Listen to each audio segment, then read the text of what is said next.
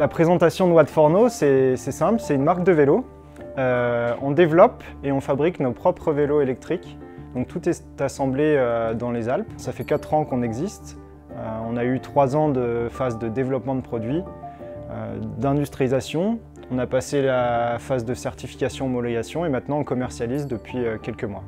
Alors l'idée de départ, c'est un constat en fait au cours d'une sortie VTT électrique classique, donc qui est présent sur le marché, la catégorie qu'on appelle VAE. Le principe d'un VAE, c'est qu'on est assisté en permanence. Dès qu'on pédale, le moteur il tourne en permanence. Chez certains utilisateurs, ça peut être une forme de frustration, parce que finalement, il y a plein de moments sur une sortie où on n'a pas besoin d'être aidé, notamment sur des phases de plat et de descente. Et c'est là qu'est né le projet Watt For No, c'est de se dire, on propose une alternative à cette pratique, avec un boost électrique donc, qui est activé uniquement quand on en a besoin. Donc sur des démarrages, sur des phases d'accélération, des montées, et on se réserve le plaisir de pédaler un vélo classique dans les autres moments, quoi. Alors l'innovation, elle se traduit par un système électrique et mécanique qui est notre identité de marque finalement, puisqu'on a une double transmission à l'arrière du vélo. Donc la transmission classique qu'il y a sur tous les vélos avec un pédalier et une chaîne. Et côté gauche du vélo, on a une transmission qui est électrique, donc alimentée par le moteur, et qu'on régule avec un accélérateur qui est au niveau du guidon. Et cette transmission, elle est possible par une courroie. Je m'occupe de développer la marque, de créer des nouvelles gammes de vélos, des nouveaux produits et de tout ce qui est un peu innovation aussi chez Watt For No. Nous, on travaille sur SolidWorks. On a travaillé donc en collaboration avec un autre bureau d'études qui était à Toulouse, qui était habitué à travailler sur ce système-là. Donc on échangeait facilement nos idées, nos fichiers avec eux.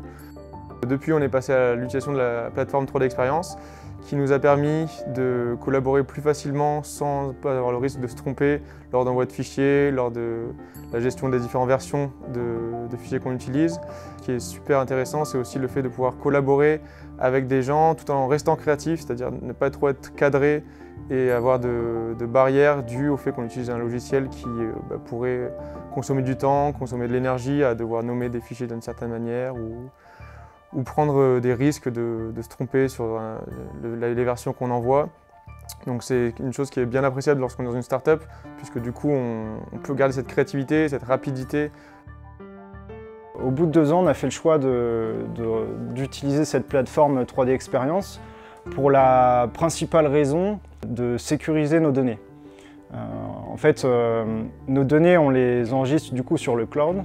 Et puis ça permet également une meilleure collaboration au sein de l'équipe de développement, un partage de données qui est bien plus facile et ça évite toutes les erreurs humaines, notamment de version de pièces, de composants.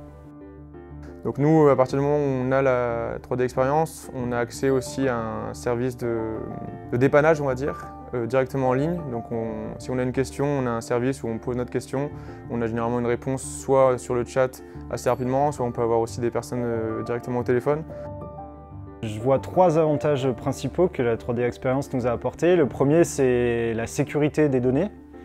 Le deuxième, c'est la collaboration au sein de l'équipe et le partage des données qui a été considérablement facilité.